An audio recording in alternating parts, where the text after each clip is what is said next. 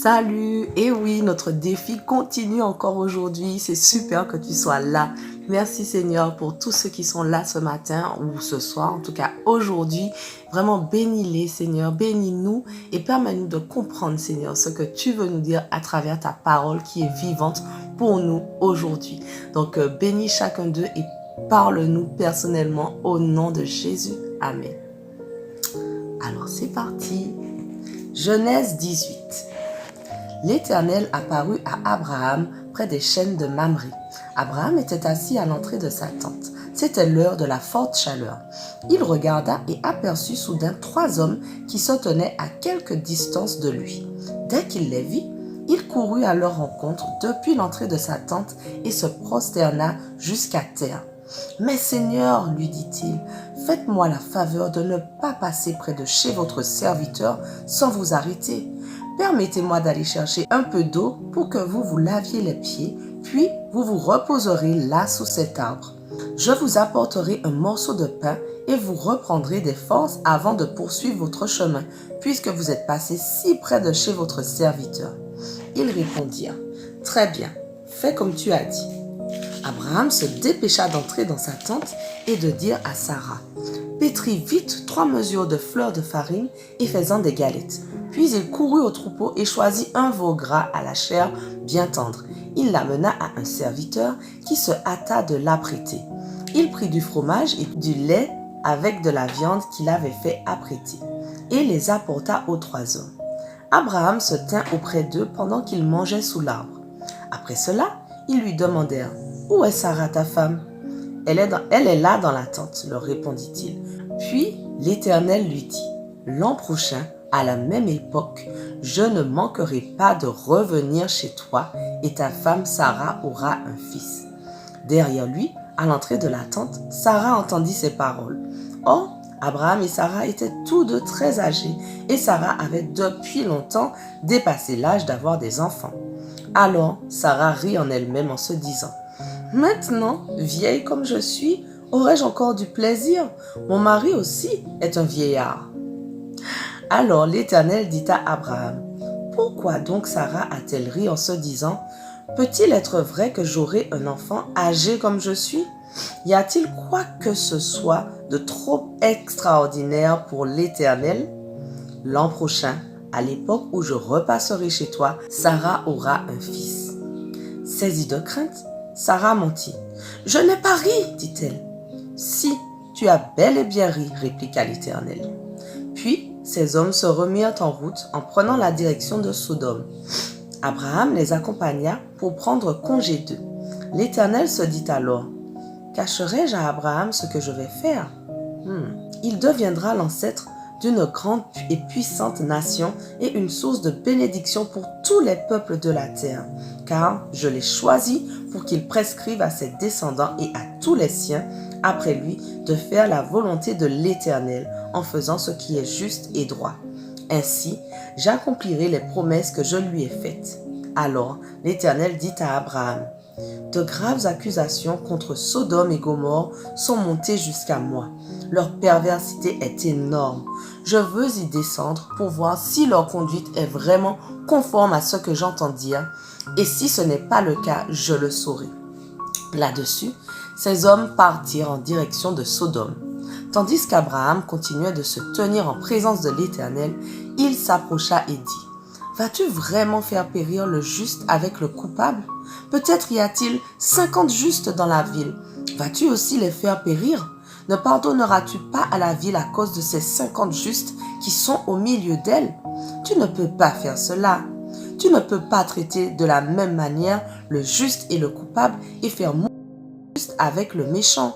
Toi qui juges la terre entière, n'agiras-tu pas selon le droit? » L'Éternel lui répondit, « Si je trouve à Sodome 50 justes, je pardonnerai à toute la ville à cause d'eux. » Abraham reprit, « Je ne suis que poussière et cendre, et pourtant j'ai osé parler à mon Seigneur.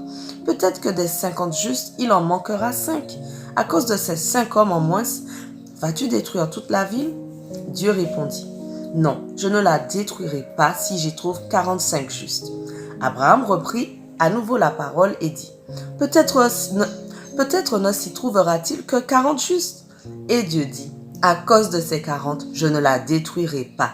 Abraham poursuivit, que mon Seigneur ne se fâche pas si j'insiste, peut-être n'y aura-t-il que 30 justes. Et Dieu dit, si j'en trouve 30, je ne détruirai pas la ville. Abraham reprit, voilà que j'ai osé parler à mon Seigneur, mais peut-être s'en trouvera-t-il seulement 20. Et Dieu répondit, à cause de ces 20, je ne détruirai pas la ville.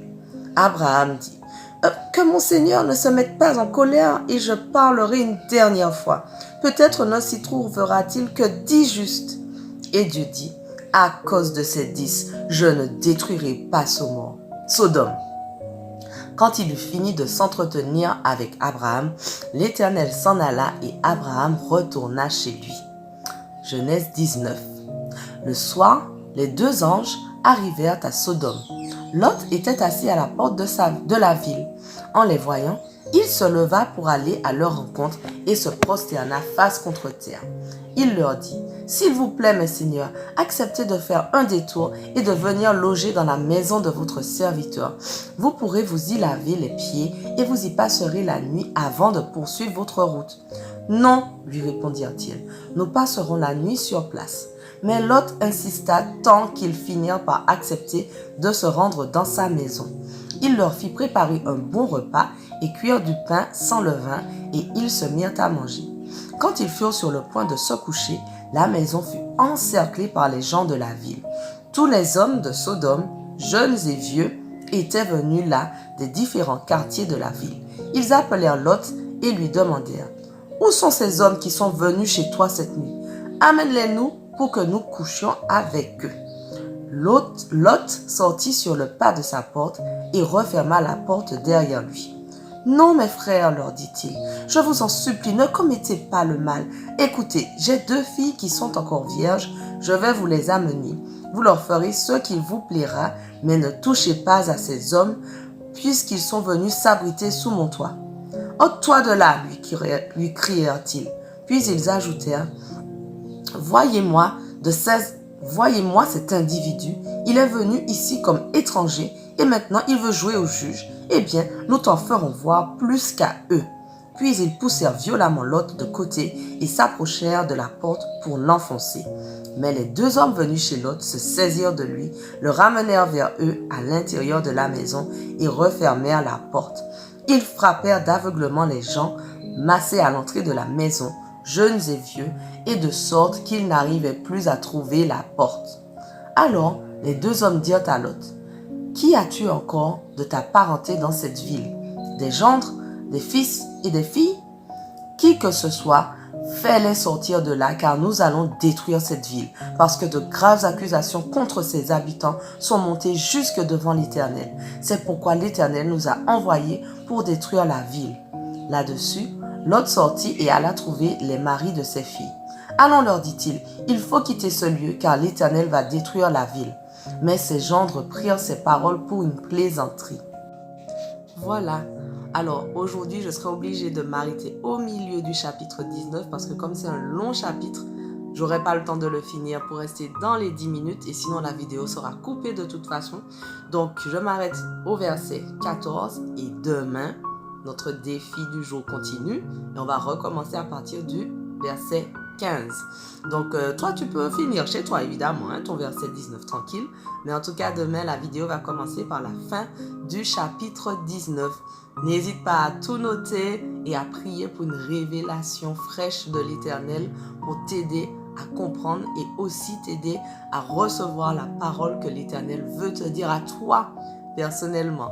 Allez, on se retrouve demain, on ne lâche rien. Sois béni.